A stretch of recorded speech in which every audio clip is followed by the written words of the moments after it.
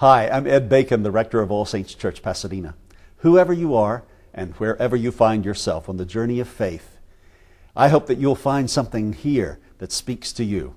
Welcome. But it's really thrilling to have Angelica Salas with us. Before I introduce her, I want our Director of Peace and Justice, Francisco Garcia, to talk a little bit about our action today, just in case you have not stopped by the action table outside. We have an action table in here where you can do the same action. So, Brother Francisco, if you'll tell us a little bit about our action. Sure. Good morning, everybody. Good morning. Today's action is supporting the Trust Act, which is in the California legislature, and this would help separate the collaboration between local law enforcement and ICE, Immigration and Customs Enforcement. Right now, there's when ICE and local law enforcement collaborate, it really affects the ability of Latino communities and immigrant families and communities from reporting a crime and working on public safety issues because of the fear and risk of deportation. So the Trust Act, we have a fact sheet up there and letters that you can sign to our state legislative leaders, and I'm sure that Angelica will also address it in some way today. Thank you. Just remember, you haven't gone to church till you take some political action, if you ask me. Can I have an amen on that? All right, very good. Since becoming Chirla's executive director in 1999, Angelica Salas has spearheaded several ambitious campaigns, locally, statewide, and nationally. She helped win in-state tuition for undocumented immigrant students and established day laborers' job centers that have served as a model for the rest of the nation. She led efforts to allow all California drivers to obtain a driver's license and is a leading spokesperson on federal immigration policy as an active member of FIRM and RIFA. Under her leadership, Chirla and its partners across the country have built the foundation for the recent upsurge in immigrant rights activism. As part of a national coordinating committee, Angelica helped convene a coalition of organizations in California which have successfully mobilized millions of immigrants to demand comprehensive immigration reform, including legalization with a path to citizenship, family reunification, and a protection of civil and labor rights. One of her greatest accomplishments has been the transformation of a coalition of social service providers into an organization that empowers immigrants to engage in advocacy on their own behalf. In this respect, she has blazed a pioneering trail among immigrant coalitions around the country and has propelled other immigrant rights to follow her lead. In March, she walked along thousands in the annual Selma to Montgomery March, something I hope to do very soon myself. She comes by her understanding of the immigrant experience firsthand. As a 5-year-old, Angelica came to the U.S. from Mexico to rejoin her parents, who had come to the U.S. to find work and better provide for their family. We have a person of great empowerment who can educate us to be more effective in our solidarity. Would you please warmly welcome our friend, Angelica Salas. Welcome.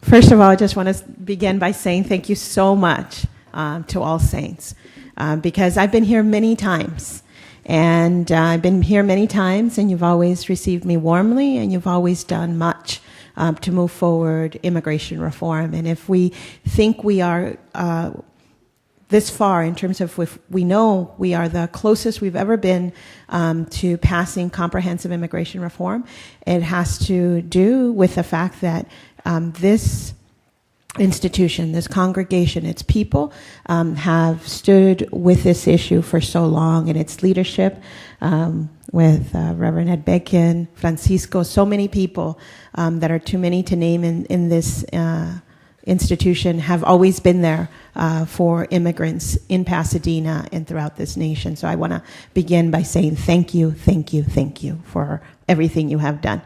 So I'm here today to give you both an update about how are we doing on immigration reform, also to engage you on what we can do from this very place in order to move forward immigration reform, and then to also be open to the questions that you might have about this issue, because I always find that part of what is great about these forums is the back and forth, the questions, the comments that then make me a better advocate, a better worker for justice, because I am informed by your work. I just want to very briefly begin by telling you a little bit more about myself and about my organization and about the work we're doing, to also give us a little time back in terms of memory lane about California and where we have traveled in this state, and the things that we have been able to achieve, but also how much more we've got to do. And so just to state, this issue is very personal to me. I've shared this with many of you as I've come in the past, but it's very personal to me because I came to rejoin my parents, as was described earlier, and we all came to this country without legal status. My father, my mother, and my sister and I lived in this country in Pasadena, California, without papers, living in being undocumented. My mother worked in a garment factory. My father worked all sorts of different jobs, mostly construction. My father just passed away in December. The last thing that he did right before he passed away was continue working. He was a roofer, and many of the immigrants who come to this country work, and give so much of their bodies and their lives to this nation, to provide not only for their family, but to contribute to society. And in his honor, I definitely continue to do this work. So my mother and my father came here to provide for a better life for us. They couldn't do it in Mexico for various reasons. And they came here wanting to eventually reunite their family, and they did. And the manner in which they were able to reunite our family was by raising enough money so that we could be brought into the country, but not through a visa and not through the regular sort of channels, because they didn't exist for them. But what happened was that they came, they worked, always being afraid of immigration, and unfortunately also being caught up in the enforcement of this country. And when my mother, working as a garment worker, was picked up by immigration authorities at her place with my uncles and aunts and deported back to Mexico. And I remember this very vividly, and it is part of what I know happens to millions of families in this country. And she was sent back to Mexico. I was 11 years old, going to school here in Pasadena schools, and I remember how horrible my father felt because my mother had been taken away, and how hard and how anxiously hard he worked in order to make sure that she could come back. And I remember an uncle who was a U.S. citizen who lived in East Los Angeles, who came forward, and he was the one who was trying to work and figure it out as a U.S. citizen. And it was at that moment for me that I realized, wait a second, citizenship means something different. There's something like a lack of fear. He's helping, he's trying to figure this out, and yet without legal status, where do we stand? My family, my mother was able to come back again without legal status, came to this country in the trunk of a car, back again to be reunited with us. And I remember the pain in her face when she walked in the door, and the pain in her body from that journey. And there's so many individuals who are coming to this country who wish they could come with a visa, go through the airport, go through the points of entry, but who have no other choice but to come in this mode. And I want to tell you, today we have thousands and thousands of people who are not just coming in I would say, in this undignified way, which they wish they did not, but in a manner in which puts their life at peril. So that we have thousands and thousands of people who die all the time crossing our U.S.-Mexico border, the Caribbean, and coming from many Asian countries on cargo ships and other ways. These are individuals who are losing their lives because our system our system is so broken. Our immigration system is so broken. And when I say this, I tell you their mothers, their fathers, their daughters and sons. And I want to tell you what, I met one of those fathers, Cesario Dominguez, who lost his daughter at the Arizona-Mexico border. He was not going to let her die in vain, and he was not going to leave her remains in the desert. So he did, from Mexico, he did whatever he could in order to find the remains of his daughter in that desert. He spent over a month looking for her body, found many other bodies, but not hers, but kept looking. His story was captured in a newspaper, and what ended up happening with this man was that once he found her, he said, I don't want anybody else, any other father, any other mother to continue to go through this. What can I do? And when we were having this conversation, I said, tell your story, engage individuals, tell them what has happened. All he had was a ring. The way he was able to identify her body was a ring that he could, that remained in one of the bones because the body had been so desiccated. But he knew this was his daughter and then gave her a proper burial. So what he did was he joined me and he went with me to Washington, D.C., and we started knocking on doors. And one of those individuals who we knocked on doors was Congressman Adam Schiff, who used to represent this area. Now we have wonderful Congresswoman Judy Chu, but engaged with Congressman Adam Schiff, who was at that time, long ago, I would say many years ago, not as engaged on the issue of immigration.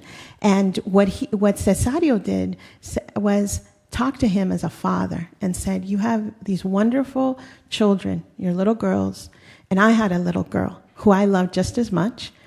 And my daughter was coming to the United States because her husband was here. And en route was my daughter and my 2 grandchildren. My grandchildren survived, my daughter did not. We can't let this continue happen. And I saw these 2 men in this conversation, and I had the honor to witness this conversation. And at that point, I saw Congressman Adam Schiff just really say, no, things have to change. This can't happen. And this man has, since that time, been very supportive of immigration reform, and many of you have engaged him. But the reason I tell you the story, the reason I tell you my story and Cesario's story, is because it is about human beings. This fight for immigration reform is about family unity. It's about dignity. It's about being respected in the workplace. It's about living in a country and not living in the shadows, but living in the light and being fully embraced by the place where you are. So after all these years of lifting up these stories, of engaging elected officials, of moving forward real people and putting them in the limelight, what we've been able to do is, for the first time, move a comprehensive immigration reform package in Congress. Something that I personally have been working for over a decade and a half to get this bill taken seriously and to be fully considered by our elected representatives. And we are closer than ever. We have a Senate bill that has just passed the Senate Judiciary Committee on a bipartisan vote, 13 to 5. 13 votes in favor, and it was a bipartisan vote.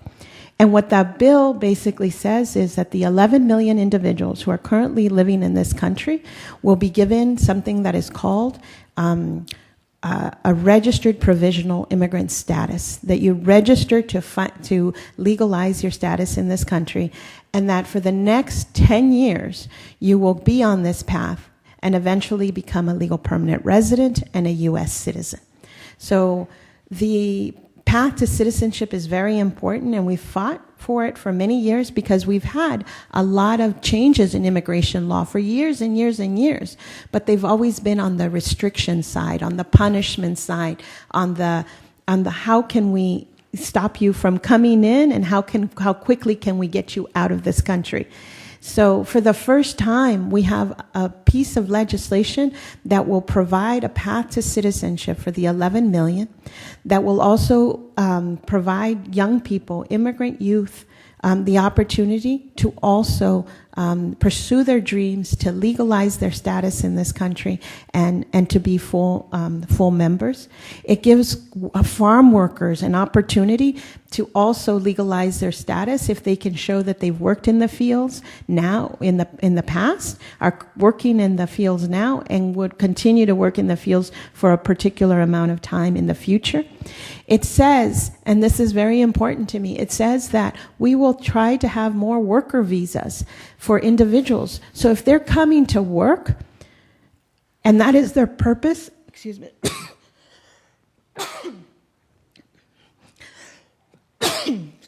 forgive me, I'm going to get some water there.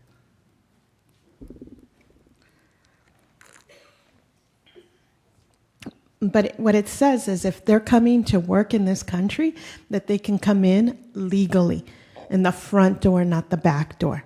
And so it'll provide additional visas for low-wage workers in this country. Obviously, it's a compromise between the U.S. Chamber of Commerce and labor unions in this country. We want to make sure that workers in this country are protected, that wages in this country are protected.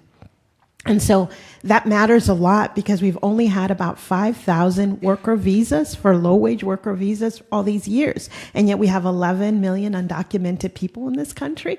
There's a real mismatch with those visas, and that matters a lot. And what it also does, it changes, it tries to make sure that our legal system, that currently is one of the most generous systems in this world, which is true, but it is not generous enough to allow families to reunite. And what it does, it says, yes, we have this system that allows families to reunite, to be together, but we can, and we are bringing in 1 million people a year. But those 1 million people who arrived this year have been waiting to get to this country for over 10, 15, 20 years.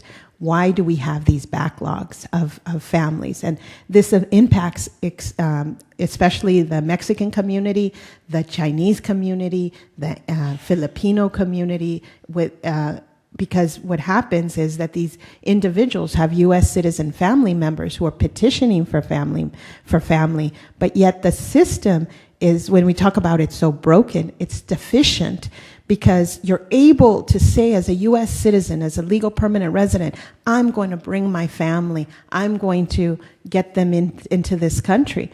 But if you live from countries like Mexico, the Philippines, China, you're in another system. You have a different kind of line, and those lines are 16 years, 20 years. For the Filipinos, almost close to 27 years to bring in your brother or sister. And it's just it's a system that brings in folks, but for certain peoples from certain parts of the world, it just takes way too long. So you have these really difficult choices, which is either you come in without legal status or you wait for all these years if you happen to be from these countries. And so the bill, what it does is it reworks this legal system and tries to reduce the backlog in 8 years.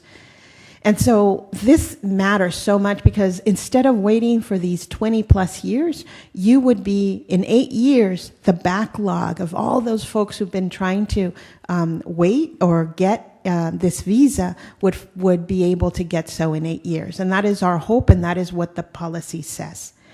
Finally, there have been over 4 million deportations since 2002. In the last 4 years, we've had over 2 million deportations. Today, you're taking action on the Trust Act, and I'll tell you why this is so important in terms of deportations. Why do you think we're able to deport so many people, 2 million people in 4 years? That's a lot of brothers and sisters, fathers and mothers. How are we able to do that? Well, we're able to do that because ICE doesn't have enough, even though it's the largest enforcement body in this country, with billions and billions of dollars invested it through our tax dollars every year. $18 billion is going to enforcement our immigration laws. They state it's not enough. Even though we have thousands and thousands of agents knocking on people's doors, pulling them out in the middle of the morning, in the wee hours of the morning, because they pick people up at 4 and 5 in the morning, and they have investigators that follow you to work and school or wherever you are to try to get you. They say we don't have enough of these agents. And so what we need to also bring into our force law enforcement, local law enforcement, to do our work and to do our what is it they talk about, to expand our force and to expand our power. So that's happened all over this country to a program called Secure Communities. And so what happens is that you'll be driving, you'll have some interaction with the police, and many times, even though many agencies don't even want to participate in this, but when they take your fingerprints, if you have had an outstanding order of deportation, if you've had any interaction with immigration authorities, you get dinged, and the police is then the police department then chooses, because it doesn't require it, but chooses to be collaborative with ICE. And then ICE will send them through this note, through this computer system, says, you know what, hold this person for me. Even though they haven't been convicted, even though maybe what they were stopped for was something, a traffic violation or something more minimal than that, hold them in the jail cell for us right now, because we're going to go pick them up. And so we have thousands and thousands of people all over this country who have been detained in this way. In California, over 80,000 individuals have been deported in this manner. But think of places like Arizona and Alabama and Georgia and other places where you would not think that that you know very well that the situation is much more confrontational, and that certain local law agencies are actually proactively stopping individuals who look a certain way to then take them in. So California, what we're trying to do is to set the standard higher and say, with the California Trust Act, you've deported 2 million people and 2 million individuals, the vast majority workers, but you cannot use our local law enforcement to continue to get more of these individuals. We need comprehensive immigration reform. We don't need these kind of policies. And it also serves the administration and others as a wonderful PR tool, because if an individual is detained by the police, then they could put it down on their public relations record as, well, the individual that we detained and deported was had some kind of interaction with the police and therefore is criminal. What they don't tell you is that the vast majority of individuals who've been detained in this way never were convicted of any crime, were never, and if they were of any kind of violations, they're very minor violations. But in the newspaper, it's wonderful to say of these 2 million individuals, there was some interaction with the police. And we have Chief Sanchez here, Chief Beck in Los Angeles, that don't really want to have anything to do with this, but also need us to stand with them and to say, through the California Trust Act, there's a better way. So let's help them, let's stand with them so that we have real security, and our tax dollars are not further collaborating in the deportation of so many people. So thank you for making the Trust Act today part of your action. And back to immigration reform, but very connected to immigration reform. Part of so many people being deported, 4 million individuals since 2002, and 2 million in the last year, is this immigration reform bill. If it passes and we're able to protect it in its current form, what it will do is it will allow individuals who have U.S. citizen family members here in this country it will allow them to finally reunite. So even individuals who've been deported can then make a claim that they have a U.S. citizen spouse, a wife, a husband, children, and can they come back to this country for the benefit of for the benefit of the family? Because there's nothing like reuniting your family. I'm gonna end both with just looking at the time, going back to my story and why this is so important. When my mother was able to come back, the laws were different at that time, and so my family, because of my brother who had been born and was a U.S. citizen, for his sake, in the early 80s, before even the 86 amnesty, for his sake, for his well-being, my family went to a nonprofit organization and said, for the sake of family unity, we're going to legalize your status. And that has made all the difference. So what we're petitioning through this part of the law is for the sake of all these U.S. citizen children, for the sake of all these U.S. citizen spouses, let's reunite these families. Let's create some redemption to this horrific law that has separated so many people. There's a lot we can do. Where we're at with immigration reform is that we have a bipartisan group working on legislation in the Senate. We have an equal group of 8 working in the House of Representatives. As I told you earlier, the law is not a perfect law in terms it's a law that helps. There's a lot of things that could be perfected, but we have to protect it. And so in the Senate, it's passed the Judiciary Committee. It'll now, this coming week and the week after, it'll probably begin on June 10th, so I want you to be very aware of this. There's going to be a debate on the floor of the Senate, and the debate is yes for immigration reform or no for immigration reform, or in order to get my vote, these are the kind of the amendments process that will give you my vote. We need to protect this. We need you to speak up. We need to have this bill come out of the Senate with a thunderous bipartisan support.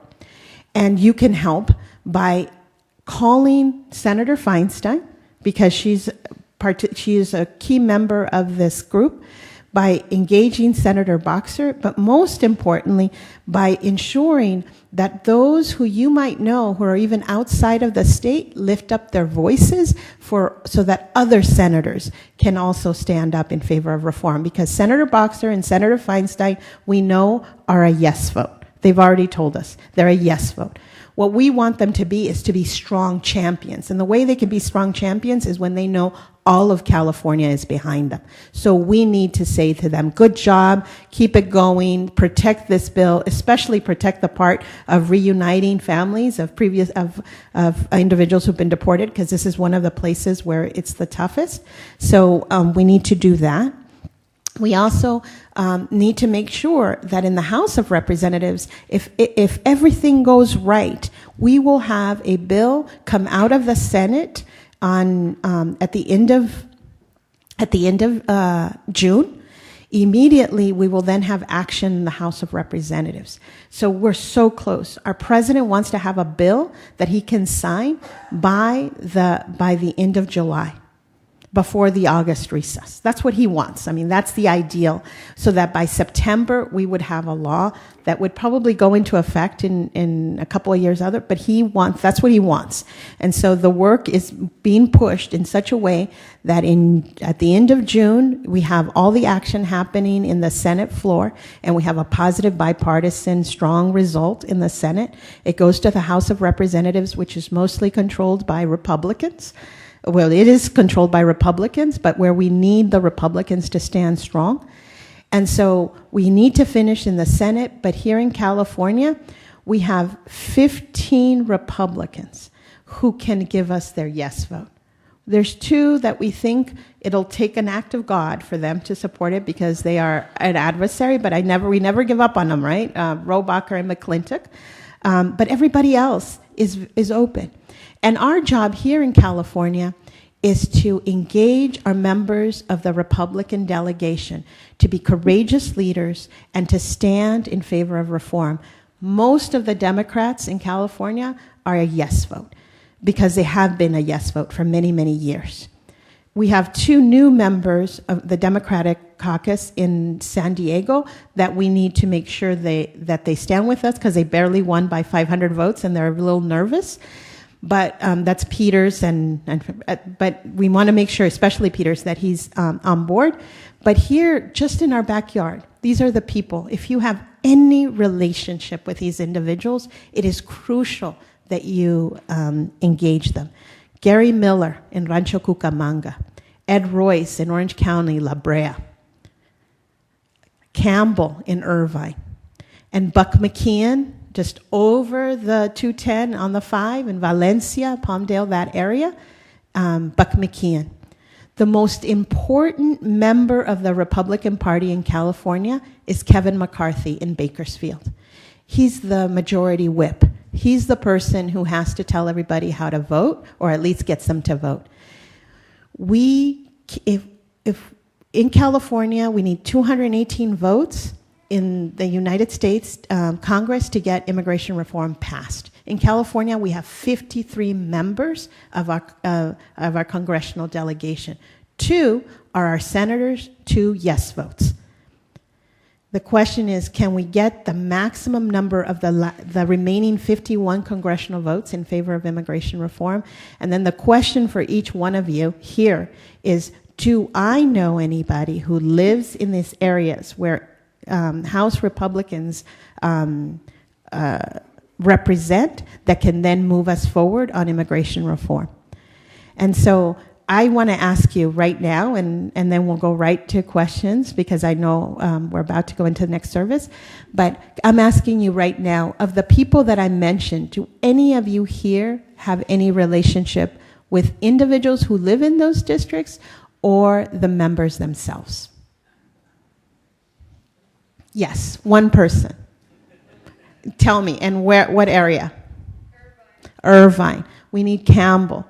You matter so much. If you know somebody in Irvine, if you are from Irvine, you need, and this is what it's a movement, is that everybody is necessary. Every single person. Because we don't know if what you can bring to this fight can actually help us get to that place where Representative Campbell will say yes for immigration reform. It boils down to human beings being courageous and casting a yes vote. So what you can do, and you've done so many times, is to continue to speak up. I actually made it really easy, and I brought some, maybe not enough, but I brought how you can help us. I tell you, how can you make calls? Well, there's a 1-800 number that'll patch you right through our senators or anybody else who needs to be convinced. There'll be a Father's Day Action for Reform to speak up of all the fathers who, on December 13th, because we want to speak of all the fathers who've been deported or are currently in detention and facing deportation, and why we need immigration reform so desperately. There's a request for donation. We have families that are going all the time to Washington, D.C., so that they can be in the hearing rooms, so they can be present and witness what is moving forward on immigration reform, so that they can speak up on their own behalf. Just last week, we had a meeting with our members from Chirla, 2 of our youth leaders who have been working years and years and years on immigration reform, and they were part of a delegation of 8 that met with President Obama and Vice President Biden to tell them their story, just like I described you Cesario Dominguez's story with Adam Schiff. Well, they were able to share their story about their families with President Obama.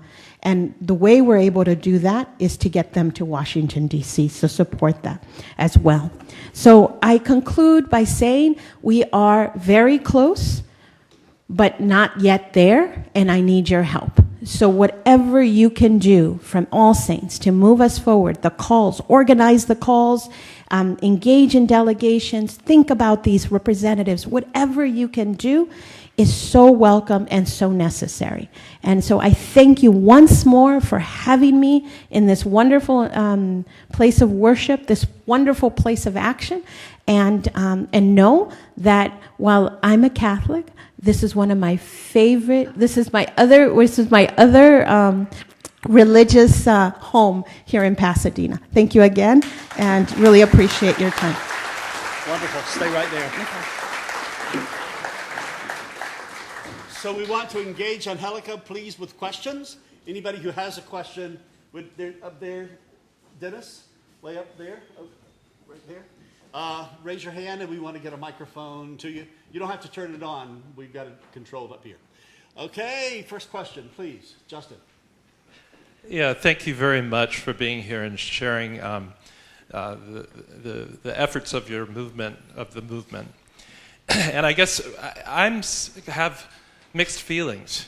As an African American whose great-grandparents were not citizens until the constitutional amendment to make that happen, and after Reconstruction or during Reconstruction, I know that my ancestors were laborers, doing field work and feeding early America.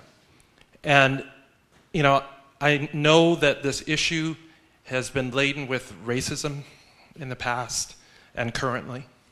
I know that the issue has been just very confused in terms of not having enough information, at least for me, to fully understand which way I should go on it. So my question is, as an American who understands that, should I look towards immigration reform that seeks to perhaps move America forward in terms of our skill base and make sure that everyone who comes to the United States legally, is, going to move our country forward in terms of, what skills they bring? Or should I look towards immigration reform that recognizes our contiguous nations like Mexico and Canada and say maybe we should be an American Union and think about how people should be able to move freely across borders? I haven't had enough education about foreign policy and about what's most beneficial to our economy, as well as understanding the Christian ethic behind, truly caring for our brothers and sisters. So I'm just mixed. I just have mixed emotions. And I'm curious to know how much Chirla has addressed the issue of looking at the European Union as a model for freedom of movement of peoples between Mexico and the United States. Thank you for your question. My hope is that conversation that you have put forward about, well, how is it that commodities and goods are able to freely flow in this global economy, but the laborers, the people who actually either create the product or who are laboring, are really restricted from travel. I believe that moving forward, our domestic policy on immigration reform right now can create an openness to be more global in our perspective around migration, because we're not the only country dealing with this issue.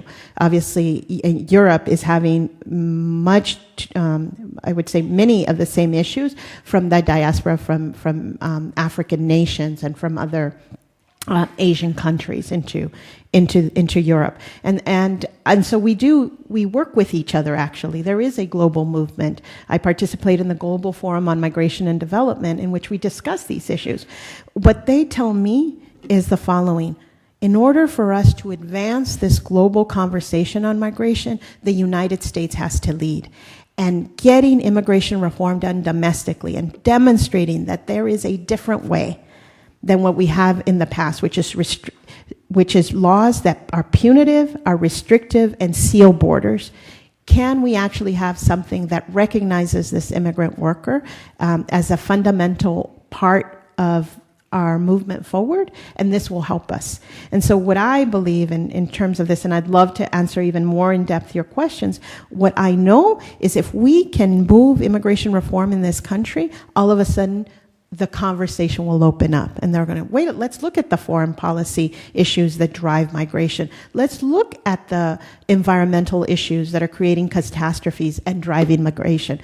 But without moving this piece forward, the rest can't be had, which is, I think, more going to the root of our issues. So I think this policy gets us closer. It doesn't get us all the way, but it definitely gets us closer. Another question? And here's one here too. Dennis, can you bring the mic to? Okay. Thank you very much. The latest I've heard on this discussion, especially in the House, is that the Speaker of the House, John Boehner, is threatening to create their own bill that will be a piecemeal bill rather than a comprehensive reform bill. I wonder if you could speak to that and what kind of offensive your organization and we should be making. Mm-hmm. So the negotiations, this bipartisan group in the House of Representatives, of which Congressman Becerra here in Los Angeles and Zoe Logfrin from up in San Jose are a part of, they're still negotiating. And they're going to be coming back next week, and they have what I would say their final 2 sessions. My hope, and what we've been pushing for, is that Congresswoman Pelosi and Boehner give this group of people a chance to finish their work. Already there are bills that are that I would say are piecemeal, because the chairman of the Judiciary Committee and Goodlatte in the House of Representatives has already submitted these piecemeal pieces. What happens is that when you put these piecemeal pieces, it doesn't have legalization. It doesn't have any focus on the 11 million. We need to have a brokered agreement in the House of Representatives that gives the Republicans some of what they want, but gives the Democrats what they want, which is a path to citizenship. And so we have 2 days. Next week is very crucial in the House of Representatives, but if that breaks down, we are going to have to push definitely push on Boehner. But once again, I bring you back to California. We have to push on Kevin McCarthy, because he needs to feel the pressure here. So if that breaks down, what you're going to do, that number that I gave you, the 1877 number that you just saw, is going to be geared towards Kevin McCarthy, so that we can then drive those calls and get the Republican Party to just be better negotiators in this process. Last question. Yeah, as you mentioned, the deportations recently have increased significantly. But going back a while, going back a ways, there was very little enforcement. It seems to me, generally speaking, there was zero enforcement against employers. And when you put those two together, my sense of how I view what you call undocumented and people who don't have legal status, which lots of people call illegal, as kind of constructively having been invited to come to this country. We said to them, if you come and you can endure and get through all of the ordeal and the suffering of crossing the border, come in, there's a job for you. There'll be very little harassment. That's changed, I recognize, but that's been changed for political reasons recently. And we definitely don't go after employers. So I see these people as somewhere between invited guests and people who are really illegal. And I never hear that point of view expressed. Maybe it's because it has little or no merit. But I'm just curious about your reaction. Well, I want to say the first. I think it is the observation of what reality looks like, or had looked like prior to the increase in deportation. So number one, we had employer sanctions that stated in 86, right? Like, we're going to punish you if you hire the undocumented. So then what employers did is, well, we are going to remove ourselves from liability by hiring, 10 contractors under us, so that these are the ones who actually are responsible for employment, and we shield ourselves from this employer liability. What that resulted in was exploitation of the worst kind, because then this subcontractor of that subcontractor to that subcontractor had no responsibility to the workers and to their wages. And that's why you have companies like Gap and Walmart and all these folks who say we have no responsibility for these workers getting paid, less than minimum wage. It's this company or that company which we hired. They're the ones who are responsible. That's what actually occurred. And so then, and I want you to, we'll have more time in the future, but 1996 is what really we're dealing with, not 86 and employer sanctions. I want to say employer sanctions is a problem because it basically diminishes the power of workers, as I've described. But 1996 was a whole immigration reform happened, but it happened in this horrible way, which basically took away the ability of workers to legalize their status in this country, even though they qualified under a system, by punishing them and by giving them, even if they got a point where they could petition for a family member, making them wait 3 and 10 years more as a punishment, or just negating their ability to ever legalize their status in this country. And so what happened is you balloon the undocumented to such a level that then you can also, that they become, first of all, numerous, to so many undocumented. In 86, we legalized 2.7 million people. Today, it's 11 million. People don't understand, how did that come to be? Well, it came to be because we created barriers. We created gates from any legalization. For what purpose? So that people would be more vulnerable in the workplace, so that they couldn't speak up, so that there could be a competition globally in the global economic market around wages. And so that many politicians could continue to keep their job by having somebody to blame without voice, without power in the politics. So that every single politician, including here in California, remember Proposition 187, we kind of started it here, and then in Arizona, Jan Brewer, et cetera, that they can actually create a scapegoat for all economic issues because those individuals cannot fight back. So when you say, are they invited guests? Well, they're invited to work, but at the same time, they are completely marginalized and completely scapegoated in order to always have a group of people that you can actually point the finger to as to why we have economic woes, social woes, etc. So it's very convenient for certain economic purposes, and it's very convenient for certain political motives as well. Thank you, Angelica Salas. Thank you.